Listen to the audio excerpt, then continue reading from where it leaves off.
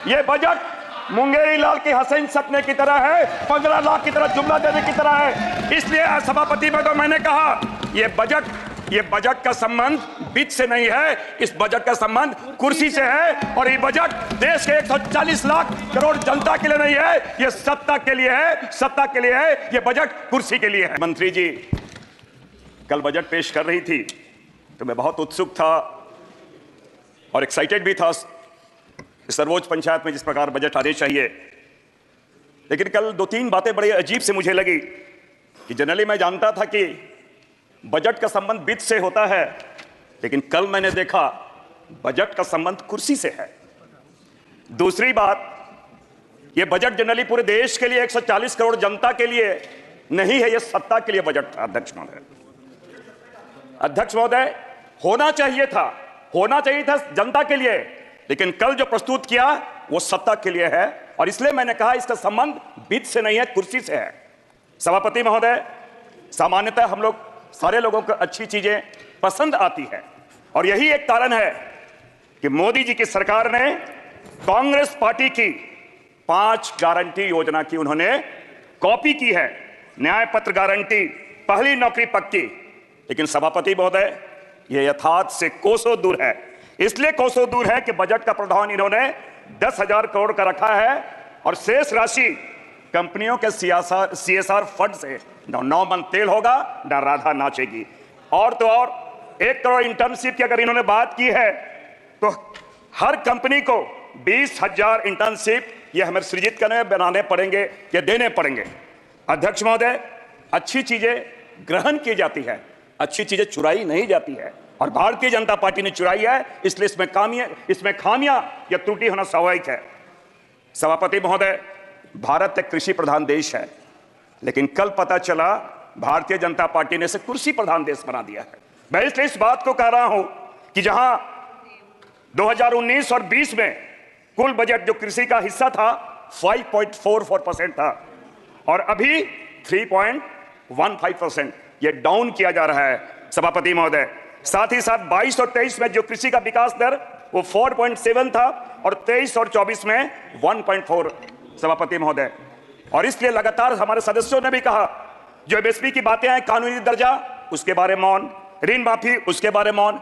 जिस प्रकार मणिपुर के बारे में मोदी जी मौनी बाबा बन जाते हैं, इस मसले पे भी ये सरकार मौन धारण किए हुए है। एक तरफ हमारे राहुल गांधी जी भारत जोड़ो यात्रा के माध्यम से जोड़ो जोड़ो भारत जोड़ो की बात करते हैं, लेकिन बजट के माध्यम से यह सरकार छोड़ो छोड़ो राज्यों को छोड़ो यह बात करती है। मैं इसलिए इस बात को कह रहा हूं कि फंड एलोकेशन की अगर जो बात आई है, जिस प्रकार आपने दरियादिली दिखाई है, लेकिन जब ये हमारे जो फेडरल कैरेक्टर की जो बातें आती है, तो जब मैं राज्यों की बात करता हूं तो सूखाग्रस्त कर्नाटक और साइक्लोन जैसे तमिलनाडु में आया था, आपने कितनी उनके साथ नाइंसाफी की थी। मैं ये भेदभावपूर्ण रवैया मैं स्मरण दिलाना चाहता हूं। लेकिन मोदी जी का अचानक बिहार प्रेम, बिहार मेरा झारखंड बिहार से ही अलग हुआ है, मैं थोड़ा स्मरण दिलाना चाहता हूं। कल उन्होंने जितनी बड़ी बड़ी घोषणाएं की, वीर कुंवर सिंह की धरती, उन्होंने स्वतंत्रता सेनानी वीर कुंवर सिंह की धरती से उन्होंने मोदी जी ने, देश के प्रधानमंत्री जी ने पूरे जिम्मेदारी के साथ उन्होंने कहा था ये पैकेज 1,25,000 करोड़ रुपए को उन्होंने पैकेज की बात कही थी। क्या हुआ? हमारे सीनियर हमारे सहयोगी निशिकांत दुबे जी बैठे हैं, मैं उन्हें स्मरण दिलाना चाहता हूं और मैं बताना चाहता हूं मोदी जी के फाइलों में गांव का मौसम गुलाबी है, मगर ये वादे झूठे हैं और ये दावे किताबी हैं। हमारे सारे बिहार के सहयोगी से मैं बतलाना चाहता हूं, जिस प्रकार 1,25,000 करोड़ उन्होंने वायदे किए थे, ये 26,000 करोड़ क्या भाई हस्र वही होने जा रहा है। ये मैं बताना चाहता हूं। मैं इसलिए इस बात को कर रहा हूं हमारे MP के मित्रों से, जिन्होंने 29 में 29 सीटें दी हैं और साथ ही साथ दिल्ली के 7 सीटें दी है, वो भी चले गए हैं। ये तो रवैया इनके साथ है। दूसरी बात, ये इन्होंने जो जैसा अभी हमारे सपा के हमारे सहयोगी ने कह रहे थे कि गरीब विरोधी है। हंगर इंडेक्स में, देश में ग्लोबल हंगर इंडेक्स में भारत का रैंक 111 है और इन्होंने खाद्य सब्सिडी घटा दी है। और जहां तक ये बात करें परीक्षा न शिक्षा का बजट 7% इन्होंने स्लाइस डाउन कर दिया है। सभापति महोदय, निश्चित रूप से संसदीय लोकतंत्र में थोड़ा मैं आसन का संरक्षण चाहूंगा 1-2 मिनट विशेषकर। संसदीय लोकतंत्र में विधायी दो महत्वपूर्ण कार्य होते हैं, एक तो विधि का निर्माण, दूसरा लोकधन पर विधायिका का नियंत्रण।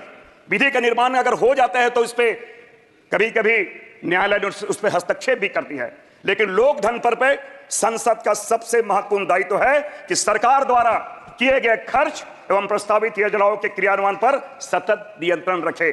सभापति महोदय, भारत सरकार के राजस्व प्राप्तियों में जो व्यक्तिगत इंडिविजुअल इनकम टैक्स की हिस्सेदारी 19% है और कॉर्पोरेट टैक्स की हिस्सेदारी 17% है।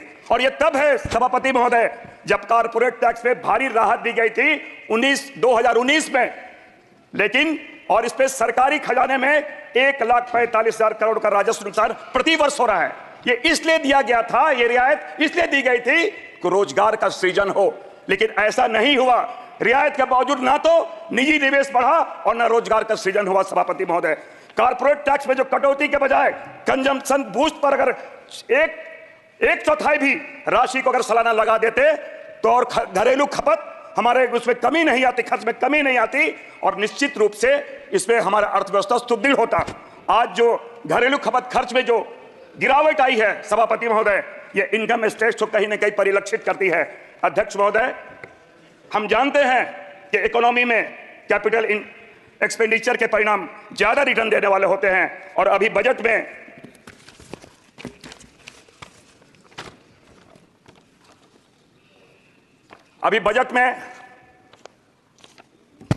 एक मिनट, थोड़ा आराम से थोड़ा पहली बार है, थोड़ी कमी हो सकती है।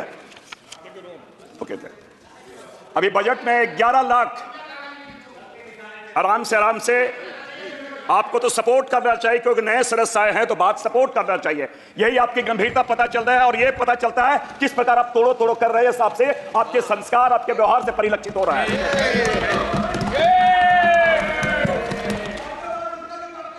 अरे गौतम भाई, क्यों भाई? सभापति महोदय, क्षमा चाहता हूं, 11,11,000 करोड़ का आउटले है और पिछले वित्तीय वर्ष में 10 लाख करोड़ का था जिसे घटाकर 9.5 लाख करोड़ कर दिया गया था। मुझे नहीं मालूम कि बजट की राशि क्यों घटाई गई, या तो फंड की कमी हो गई या क्रियान्वयन में शिथिलता बढ़ती गई। दोनों ही परिस्थिति सभापति महोदय ये चिंताजनक है। बजट का सबसे बड़ा खर्च सभापति महोदय इंटरेस्ट के पेमेंट पे होता है जो कुल एक्सपेंडिचर का 25% होता है, इसलिए उधार लेने के पहले हमें 10 बार सोचना चाहिए। अध्यक्ष महोदय, काफी हमारे सहयोगी सत्ता पक्ष लोगों ने बड़ी बड़ी बातें की है कि हम ये करेंगे वो करेंगे, लेकिन सभापति महोदय पिछली बार जो 1 फरवरी का जो ये था अंतरिम बजट वो 47.65 लाख करोड़ का था और इस बार कितना है 48.21। मूल बजट अभी सभापति महोदय केवल 56,000 करोड़ रुपया ज्यादा। अध्यक्ष महोदय, ये तो ऐसा ही हुआ अध्यक्ष महोदय कि मुंगेरी लाल की हसीन सपने की तरह बातें हो रही है। प्लीज आप, हाँ, मैं इसीलिए तो मैं कह रहा हूं, अंतरिम बजट और मूल बजट में केवल 56,000 करोड़ का ही अंतर है और आपने जो बड़ी बड़ी घोषणाएं की है उसी के बारे में कह रहा हूं। ये बजट मुंगेरी लाल के हसीन सपने की तरह है, 15 लाख की तरह जुमला देने की तरह है। इसलिए सभापति में तो मैंने कहा ये बजट का संबंध वित्त से नहीं है, इस बजट का संबंध कुर्सी से है और ये बजट देश के 140 लाख करोड़ जनता के लिए नहीं है, ये सत्ता के लिए है, ये बजट कुर्सी के लिए है।